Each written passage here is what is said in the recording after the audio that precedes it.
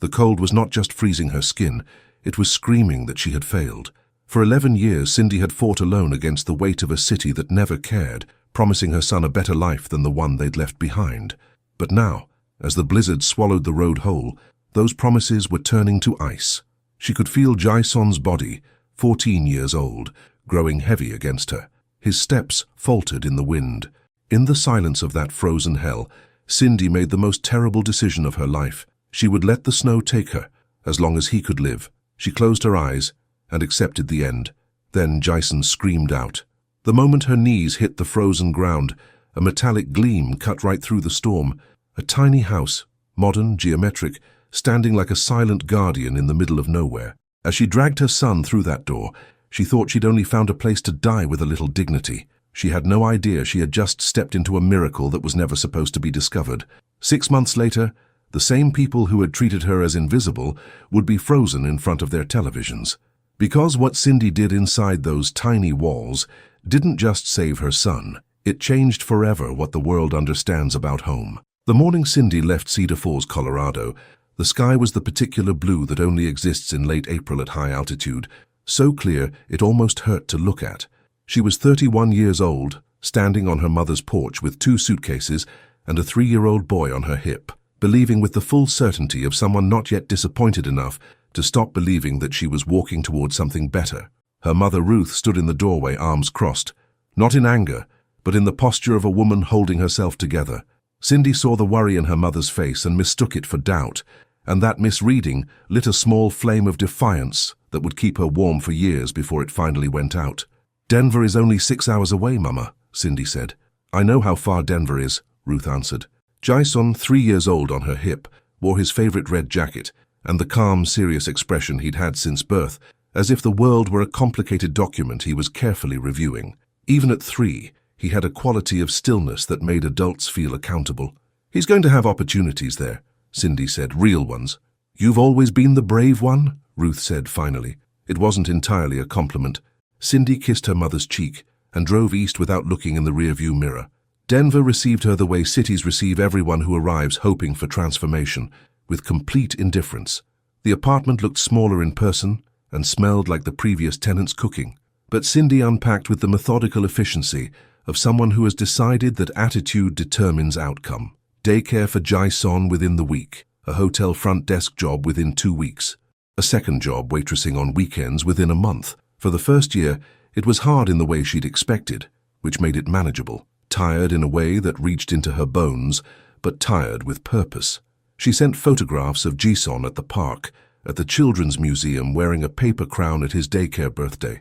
The texts she sent home were not lies exactly, but careful selections from a larger truth. She didn't mention the overtime, or the 2 weeks she'd eaten mostly rice and beans, or the loneliness, the specific loneliness of a city where you can be surrounded by millions of people and feel entirely unseen. By the 3rd year, she'd been promoted to assistant manager at the hotel. By the 5th year, Jason was in 2nd grade, reading 2 years above his level, and his teacher told Sindy at the parent conference that her son was one of the most empathetic children she'd ever taught.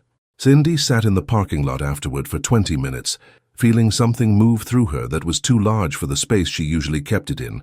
In the mess and difficulty and loneliness, she had made a child who was kind. That wasn't nothing. That was everything. The 6th year was when things began to shift in ways she couldn't manage through determination alone.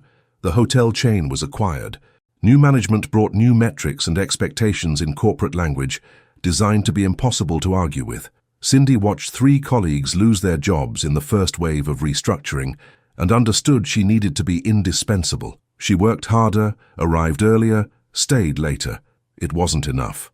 The second wave took her position on a Tuesday afternoon in November, in a meeting that lasted 11 minutes and included the phrase, "workforce optimization," 4 times.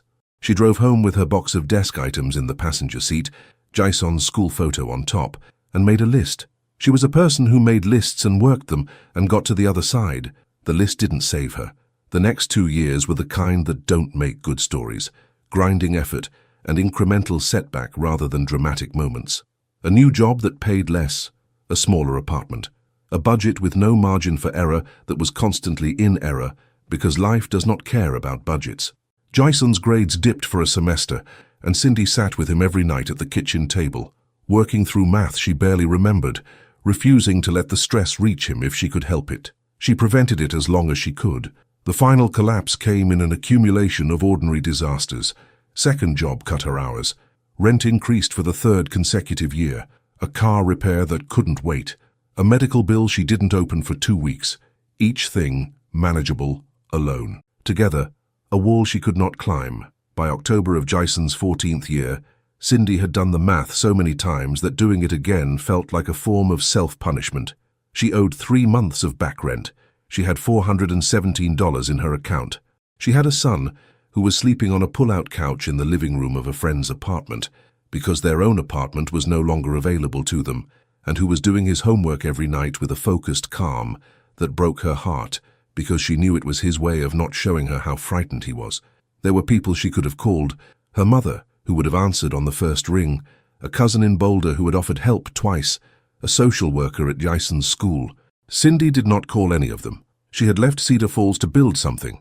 Calling now meant admitting that what she'd built had fallen down, and she wasn't ready to say that out loud to people who had known her before all of it. Instead, she bought 2 bus tickets with the last of her cash. Not quite to Cedar Falls, but close enough. She packed what mattered into 2 backpacks. She sat on the edge of the pull-out couch at 2 in the morning watching Jason sleep and made herself a quiet promise to explain everything to him on the bus. Before he woke, she wrote her mother a text she rewrote 6 times. Coming home. Should be there by Thursday. I'll explain when I get there. Jason is fine. I love you. Her mother responded in 40 seconds. I'll make the guest room up. Drive safe. The guest room. As if Sindy were arriving for a holiday visit rather than with everything she owned in 2 backpacks. That was Ruth, the precision of love expressed in practical preparation. The bus departed Denver at 7:15 on a Wednesday morning in late November. The seats were upholstered in a patterned fabric that had seen better decades, and the heating was uneven, but Sindy didn't mind. She had slept badly for weeks, and the motion of moving towards something, even a version of defeat she hadn't fully processed, created an exhausted calm. She let herself look out at the front range sliding past, the mountains she'd grown up with, the particular quality of winter light at elevation. She had missed this without letting herself know she'd missed it. Jason sat beside her with his headphones on, wearing the same focused expression he'd had since he was 3. She watched him from the side, the familiar shape of his face, the way his jaw had recently sharpened into something unexpectedly adult. He was 14. Somehow he was 14. She had been so consumed by the logistics of survival that she had not fully registered the fact that her son was becoming a person, not just growing, becoming. The careful, serious, quietly kind boy was turning into someone she was genuinely curious about. She found that thought both beautiful and clarifying, the way certain thoughts are clarifying when they arrive at the right moment. Around the 3rd hour, Jason took off his headphones. "You okay, Mum? I want to talk to you about where we're going." He turned to face her, and she saw he already knew. He'd been sleeping on a pull-out couch and watching her do the math at the kitchen table. He had probably known for weeks. "We're going to Grandma Ruth's," he said. "Yes, because we ran out of options." "Are you embarrassed?" he asked. The directness of it took her a moment. "A little. I wanted to give you something I haven't been able to give you." Jason looked back out the window. "You gave me plenty," he said simply. Sindy felt something loosen in her chest. Then the sky arrived. It came faster than weather is supposed to come, or faster than Sindy remembered weather coming in this part of the mountains, though she'd been away 11 years and perhaps she'd simply forgotten. One minute the clouds were heavy and grey and building. The next the snow was horizontal. The bus driver's voice came over the intercom, carefully professional. They were experiencing unexpected weather conditions. They were reducing speed. Everyone should remain seated. The other passengers, there were 11 of them. Sindy had counted without meaning to. The way she counted things in new environments, shifted and murmured. An older man in the back began making phone calls. A young woman with a baby in a carrier pressed her face to the window and then looked away. Sindy felt Jason's hand find hers on the armrest between their seats. The bus slowed, then slowed more. Then on a curve where the mountain road bent sharply to the left and the guardrail was the only thing between the asphalt and a drop that Sindy could no longer see through the white, the engine made a sound that was not a normal engine sound, a grinding, reluctant protest, and stopped. The driver managed to get the bus to the shoulder, barely. He stood and turned to face them with the expression of someone who is choosing his words carefully. The engine had failed. He had radioed for assistance. In these conditions, assistance would likely take 3 to 4 hours. The heating system would continue to function from the auxiliary power, but would not maintain full temperature indefinitely. He recommended that everyone stay on the bus. Sindy looked out the window. The snow was coming in curtains now, thick and fast and sideways. The temperature outside, according to the driver, was 8 degrees Fahrenheit and dropping. The temperature inside the bus was already noticeably cooler than it had been 20 minutes ago. She looked at Jason. He was looking at the window. 3 hours. 3 to 4 hours in a metal container on a mountain road in a historic snowstorm with 11 people and a heating system that was already struggling. She looked out toward the tree line, maybe a quarter-mile off the road, the dark shapes of pines barely visible through the white. And in that tree line, barely discernible, something that might have been a light, faint and steady, not moving, a structure of some kind. She looked at it for a long time. She thought about the bus and the auxiliary heating and 3 to 4 hours. She thought about what 8 degrees Fahrenheit feels like when the wind is moving. She thought about Jason and the red jacket he was wearing, heavier than his usual jacket, thank God. She had insisted on the heavier jacket, and she made the calculation that mothers make, the one that has nothing to do with logic and everything to do with the specific weight of responsibility for another person's survival. "Put your gloves on," she said. "Both pairs if you have them." They left the bus over the driver's objections, which were reasonable, well-intentioned, and ultimately not sufficient. Sindy had listened to them with the focused attention she gave to obstacles that needed to be understood before they could be moved past. And then she had thanked him, shouldered her backpack and taken Jason's hand. The cold hit them like a physical force, total and absolute, the kind of cold that doesn't negotiate. This was not the cold of winter mornings or waiting for a bus. This was cold as an environment, cold as the only fact in the world. She kept moving. The first 100 yards were navigable. The snow was deep, mid-thigh, which meant Jason was pushing through at his waist. But the direction was clear, and the tree line was visible. Sindy held his hand and counted steps in her head, a technique she'd developed years ago for pushing through things she couldn't think her way out of. One step was always possible, then another. By 200 yards, the tree line had disappeared. Not gone, still there somewhere, but the snow had thickened into a white that had no visibility beyond 10 feet in any direction. A white that was not peaceful or beautiful but hostile. Sindy stopped and turned in place. There were no reference points. Only white and wind and the sound of Jason breathing beside her. "Mom," his voice was careful. "I know. Keep moving." The wind was coming from the northwest. If she kept it on her left cheek, she was roughly correct. It was not a reliable navigation method. It was the only one she had. "This way," she said, and kept moving.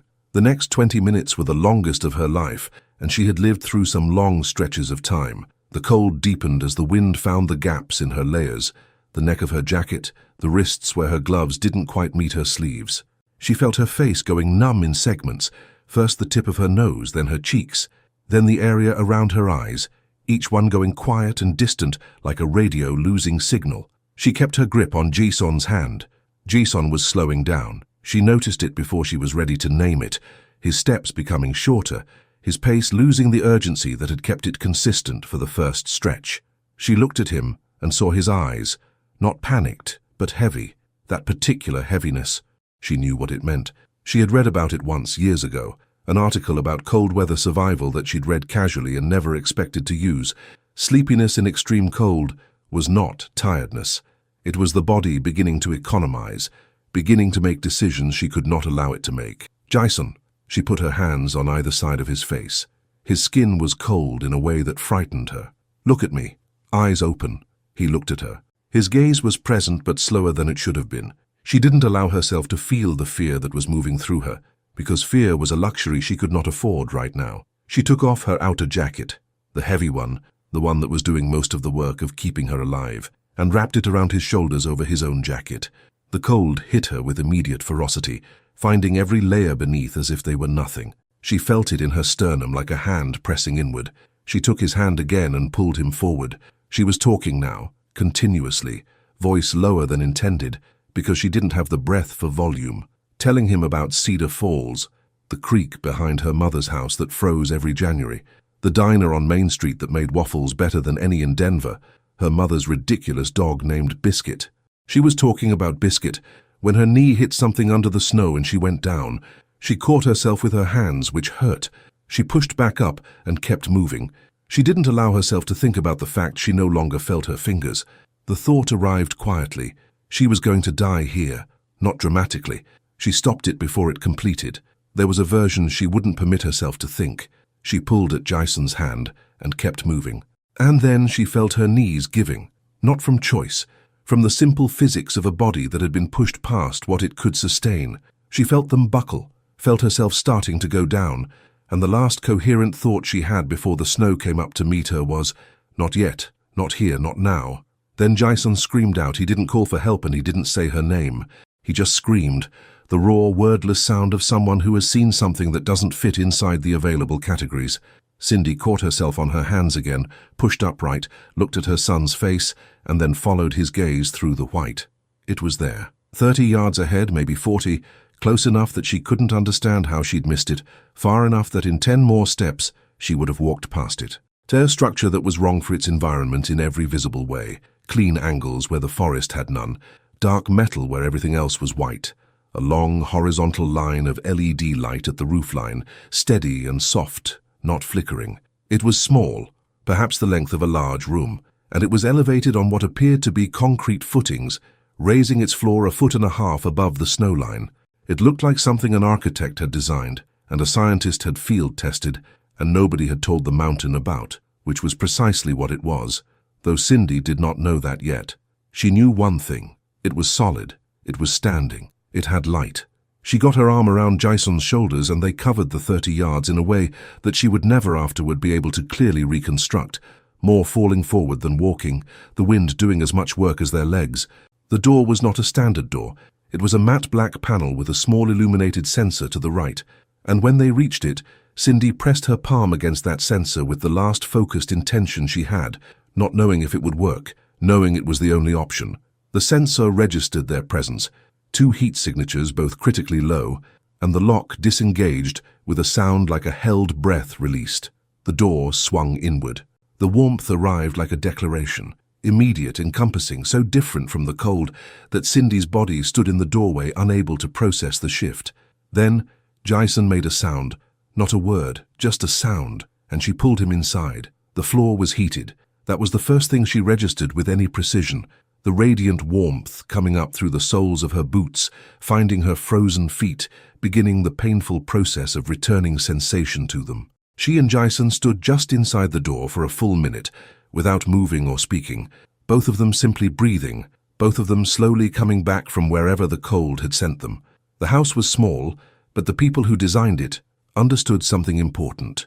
Small spaces can feel cramped or curated, and the difference is entirely in the decisions. Warm matte grey walls, pale wood floor, warm underfoot, built-in storage on one full wall. Her kitchen, induction cooktop, compact refrigerator, small sink, a sleeping area at the far end with 2 built-in bunks. A thermostat panel on the wall near the door glowed with a blue light that shifted to amber as the internal sensors registered the 2 hypothermic humans who had just entered. The temperature display read 61 degrees Fahrenheit and was already rising. From somewhere in the walls, warm air moved. Jason sat down on the floor. Not on a chair.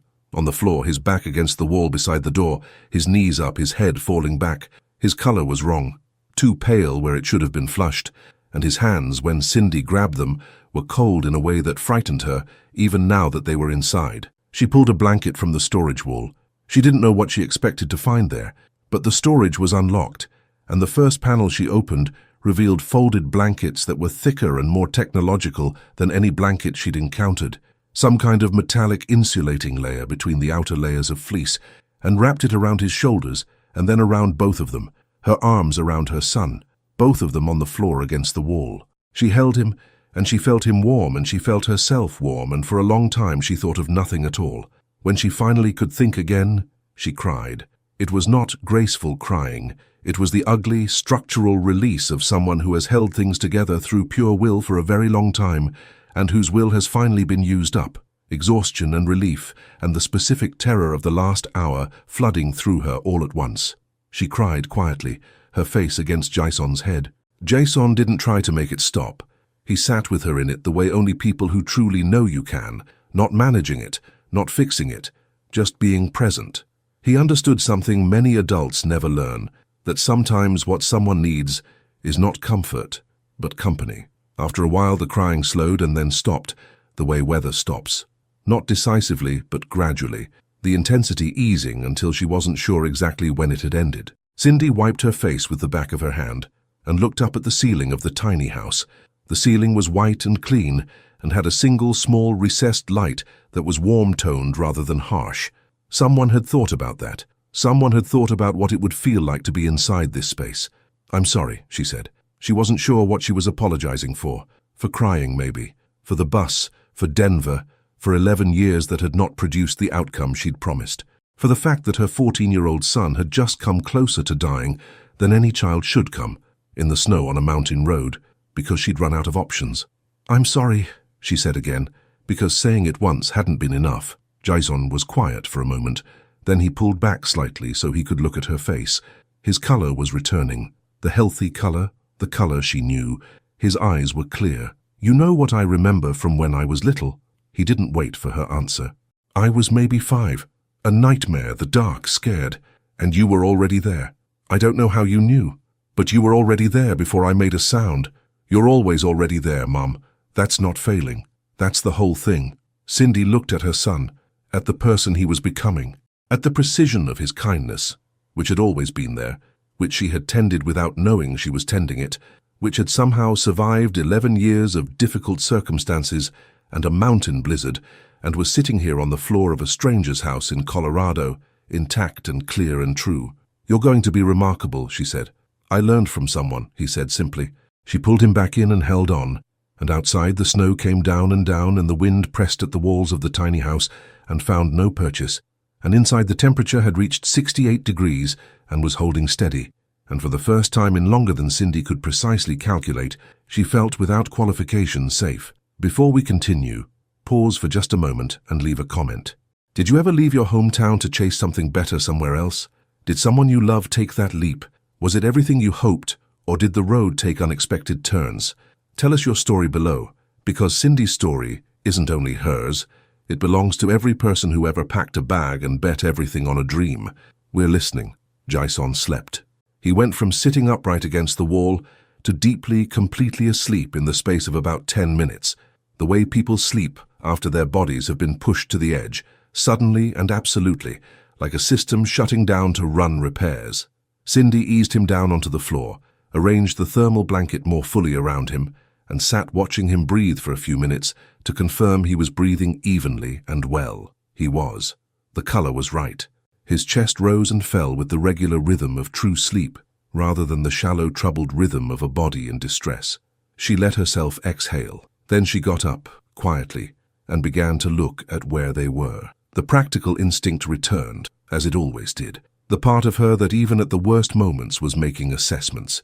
She was inside a structure that was not hers, entered without permission. She needed to understand what she'd entered and be able to account for herself when the owner arrived. The kitchen took her about 4 minutes to understand. The induction cooktop was a brand she didn't recognize, but the interface was intuitive. She figured it out in under a minute. The small refrigerator was empty, which made sense for a structure that was apparently not in regular use. But the storage panels along the wall held a different story. Behind the third panel she opened, she found a cache of food, vacuum-sealed packages of dehydrated meals, organized by category and labeled with both contents and preparation instructions. The labels were clean and professional, and printed in a font that suggested institutional rather than personal provenance. There were enough meals for 2 people for approximately 5 days. She pulled out 2 packets, a vegetable stew and something labeled simply grain bowl, and read the preparation instructions. They required nothing more than a certain amount of hot water, which the induction cooktop could produce. She found a small pot in a lower cabinet and began to work. While the water heated, she continued exploring with quiet, methodical attention. The sleeping area had 2 built-in bunks with mattresses that were thin but firm and covered with sealed plastic packaging that had not been opened.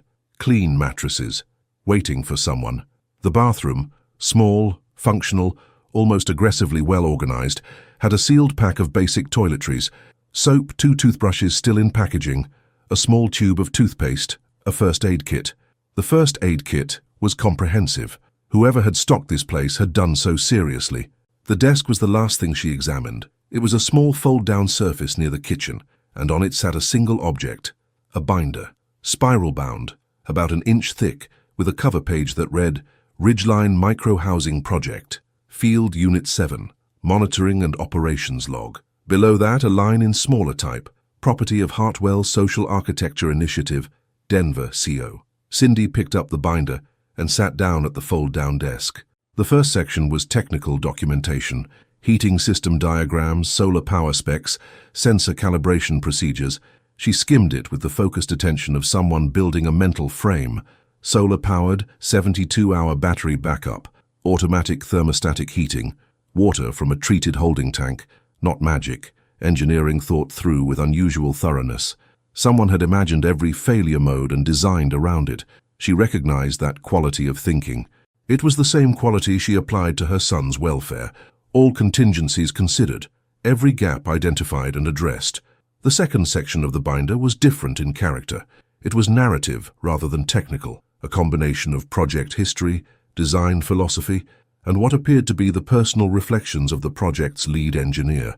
His name was written on the inside cover in the handwriting of someone who wrote often and thought quickly, Daniel Hartwell, and beneath it a phone number and an email address. Sindy read, The Ridgeline Microhousing Project had begun 5 years ago as a response to what Daniel Hartwell described as the gap between emergency shelter and permanent housing, the place where people who have survived a crisis go before they've rebuilt enough stability for traditional housing, and where the system currently provides almost nothing of quality or dignity.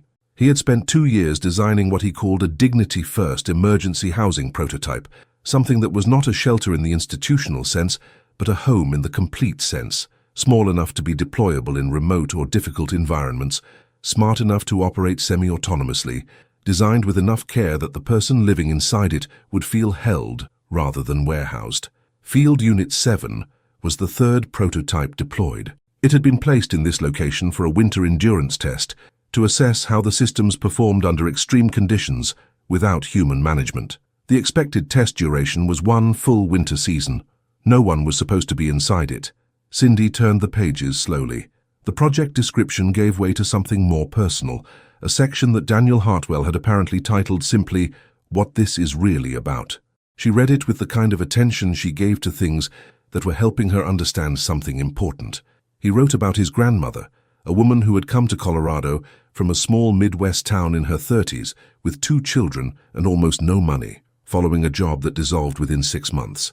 She spent 8 months in the worst available emergency housing in the city, a shelter technically safe but practically dehumanizing, until she moved her children into her car because the car felt more like home. She rebuilt eventually, but those 8 months marked her in ways she carried for the rest of her life, and Daniel had grown up watching his grandmother move through the world with the wariness of someone who had learned that safety was conditional. The project, he wrote, was for her. Sindy set down the binder and looked at the wall for a moment. The vegetable stew was ready. She got up and prepared 2 portions, moving quietly in the small kitchen, finding bowls in the storage cabinet, a small fold-out table that attached to the wall beside the desk. She set the food on the table and went to wake Jason. He came awake quickly, the way he always did, present and oriented within a few seconds, sitting up and taking in the space with the assessing look she recognized. She told him to eat while it was warm. He did, and she sat across from him, and they ate in the particular silence of people who have been through something together and don't need to narrate it yet. When the bowls were empty, Jason said, "So, who does this place belong to?" She told him what she'd read. He listened with the focused attention he gave to information he considered important. When she finished, he was quiet for a moment. "His grandmother lived in her car," he said. "Yes, we never lived in a car." "No," Sindy said, "we didn't." He looked at the table between them. "You kept us from that. I didn't know how close it got sometimes, but I know it got close. You kept us from that." Sindy didn't say anything. She looked at her son, who was 14 years old and had read the same thing in the situation that she had, and had named the truth of it without flinching.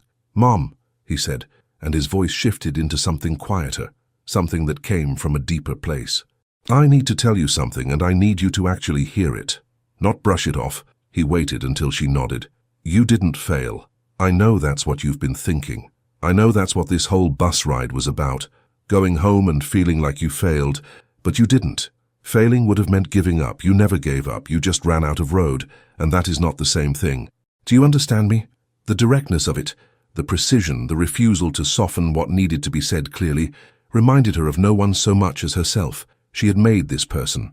This was what she had been building for 14 years, in the gaps between the exhaustion and the math that didn't work and the loneliness. This person, sitting across from her, who looked her in the eye and told her the truth about herself. "I hear you," she said. "Good," he said. And then, after a pause, "The stew was pretty good, actually." Sindy laughed, a real laugh, the first one in longer than she could remember, surprising her when it arrived. Outside, the blizzard was still talking against the walls of the tiny house, still pressing and insisting. Inside, two people who had needed to find each other again had found each other. The storm broke sometime in the early hours of the morning, moving east the way Colorado storms move when they're done, decisively, as if they had somewhere else to be. Sindy woke in the lower bunk, having relocated Jason to the upper bunk sometime around midnight, when the floor had become inadequate for actual sleep. She woke to silence that was different in quality from the silence of the night before, not the dense, muffled silence of active snowfall, but the open, crystalline silence of a world that had finished becoming something and was now simply being it. She got up and went to the window. The landscape outside had transformed with the totality that only major snowfall can produce. The pine trees carried loads of white on every branch, their shapes simplified into geometry. The ground was unbroken in every direction, a continuous surface without seam or shadow, except where the trees cast long blue early morning shadows across it. The sky was the specific blue of high-altitude mornings after weather, so saturated it almost looked artificial. It was beautiful in the way that things are beautiful when you have survived something and are looking at the world from the other side of it. She made coffee on the induction cooktop. She'd found a small supply of instant coffee in the same storage panel as the emergency meals, because whoever had stocked this place had understood the human requirements for basic comfort, and stood at the window with the mug in both hands and watched the morning arrive, and thought about what came next. What came next was complicated. She was in a building she had entered without permission. She had used food that belonged to someone else. The binder on the desk gave her the name and contact information of the person who owned this place, Daniel Hartwell, but knowing his name did not resolve the fact that she had broken into his property, whatever the circumstances. She had, in the careful language of the legal system, committed trespassing and potentially theft. These were facts that she needed to be clear-eyed about when whoever came arrived, which they would. The monitoring system in the house, the same system that had automatically adjusted the temperature when she and Jason entered, had certainly logged their presence. Someone had been alerted. Someone was coming. She spent the morning preparing. She washed the bowls and put them away. She refolded the blankets and returned them to the storage panel. She collected the empty food packets and placed them neatly on the counter, with a note she wrote on the back of one of the binder's blank rear pages. Used 2 meals. Temperature crisis. Will reimburse. S. Martinez.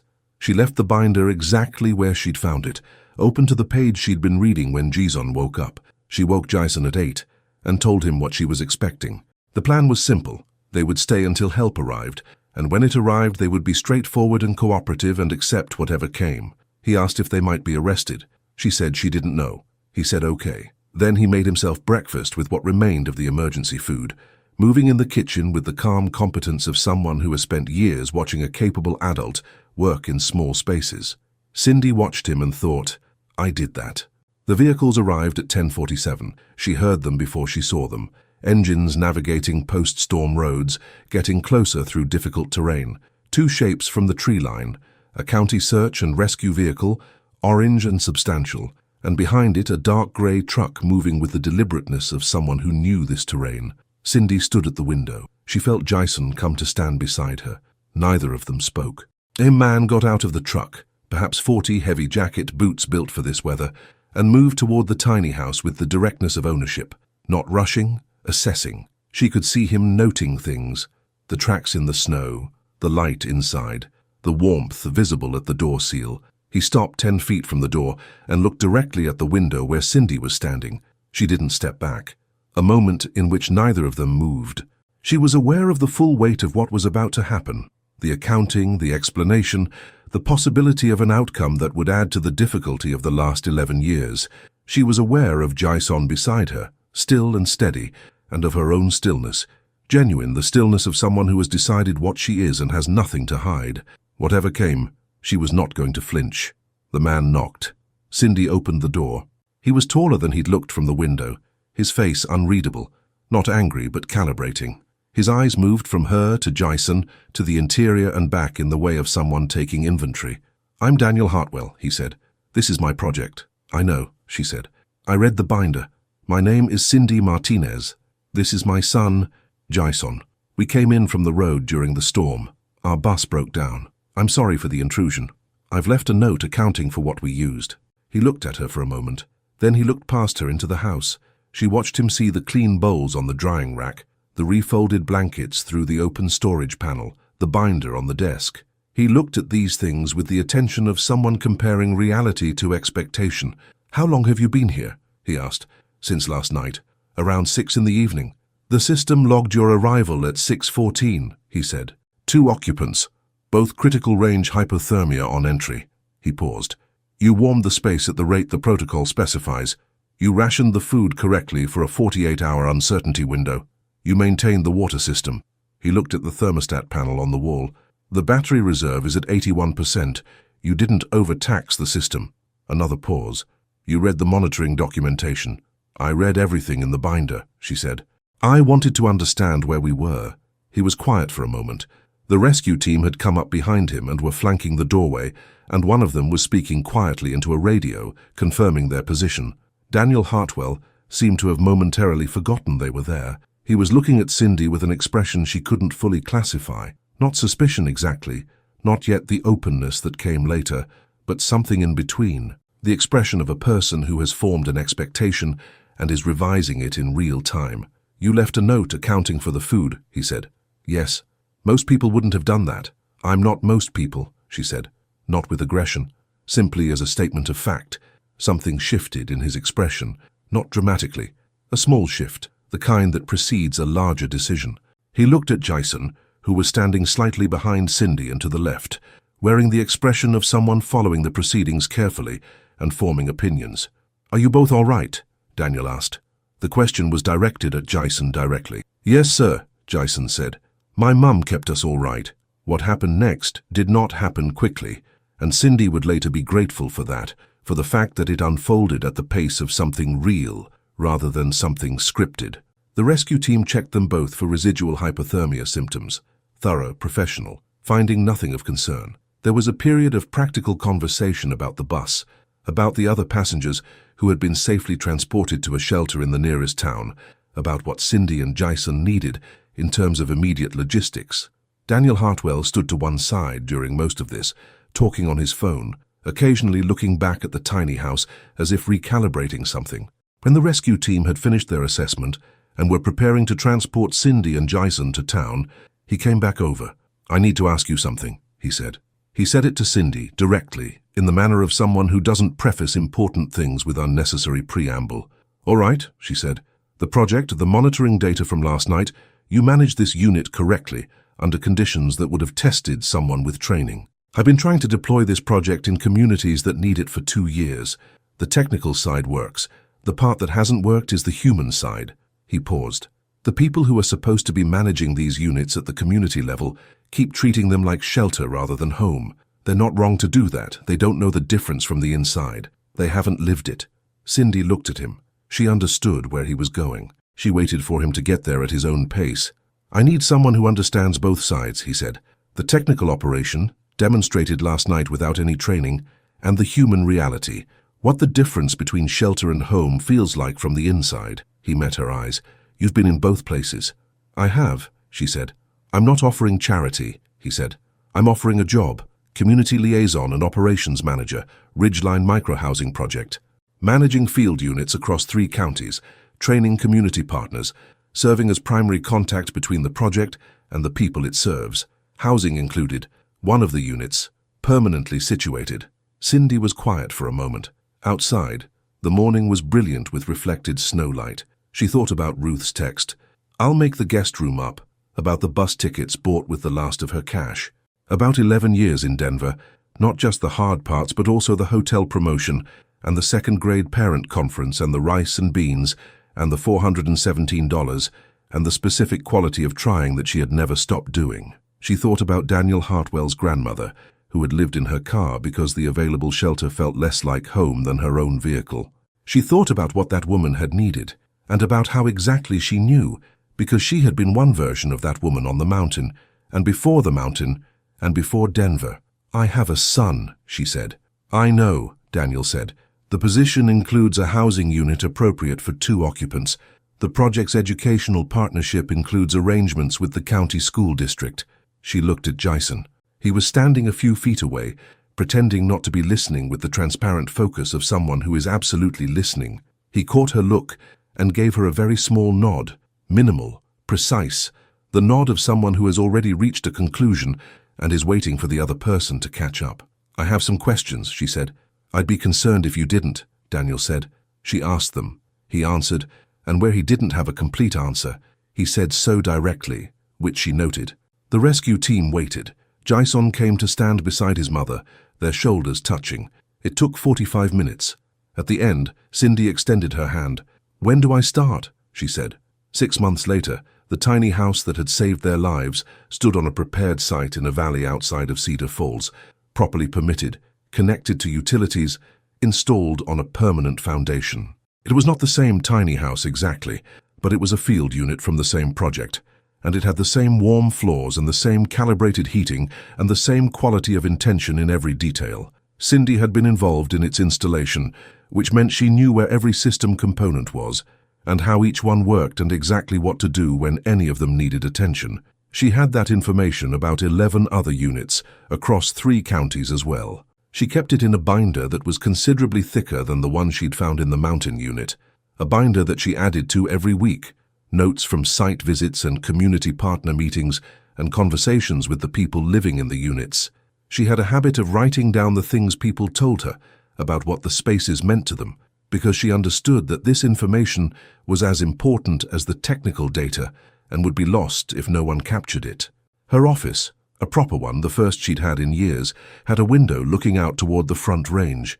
Jason's school photo on her desk, and beside it a photograph Ruth had taken on the morning of their arrival. Sindy and Jason in the driveway, with their backpacks still on, squinting into winter sun. They looked tired. They looked like people who had been somewhere hard and come back. She kept it there because she needed the reminder. Jason was enrolled in Cedar Falls High, had made 3 friends in the first month, was in the advanced mathematics track, and had started volunteering one afternoon a week at the county emergency shelter. He told his mother the shelter was doing a lot of things right, and a few things that could be better, and that he'd been taking notes. Ruth had stopped saying, "I told you so," because she was not that kind of person. But on the afternoon of Sindy's first day at the new job, she found her daughter on the porch with coffee looking out at the mountains, sat down beside her, and after a few minutes said, "You always were the brave one." This time it was entirely a compliment.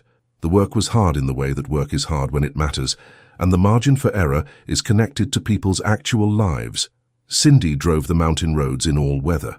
She sat across from families in the same place she'd been, having run out of road, and told them the truth. She knew what it felt like from the inside. She knew the difference between being housed and being home. She had lived both, and people knew the difference between someone performing understanding and someone offering the real thing. She had not gone back to the mountain unit yet.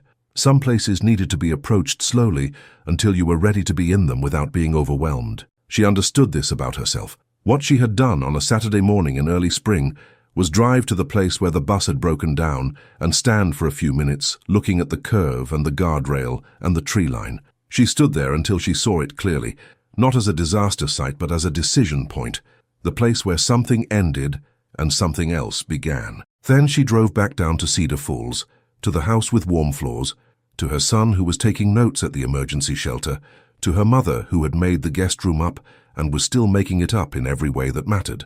She had left Cedar Falls 11 years ago with 2 suitcases and a 3-year-old boy, certain she was heading towards something.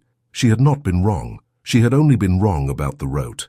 Some journeys take you the long way around, through the hard country, through nights that show you what you are when you have nothing left to pretend with, through mountain roads in November, blizzards and cold that reaches the bones, and moments on the floor of a stranger's house where you finally, completely break and then begin. And sometimes, if you have kept moving, if you have kept your son's hand in yours and kept putting one foot in front of the other in the white dark, the road brings you home. Not the home you left, a better one.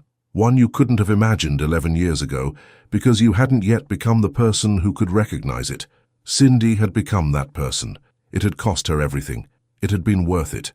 If you've ever left everything familiar behind to chase something better, if you've ever carried someone else's safety in your hands when you were barely keeping yourself upright, if you've ever sat in the wreckage of a plan and wondered what comes next, Sindy's story is yours. Share this with someone who needs to be reminded that running out of road is not the same as failing, that what you build in the hard years doesn't disappear just because the outcome wasn't what you imagined, that sometimes the blizzard that strips everything away is the same storm that shows you exactly who you are and exactly where you need to be. This is the community that knows courage doesn't announce itself. It just keeps moving. Welcome to Dreams Don't Age.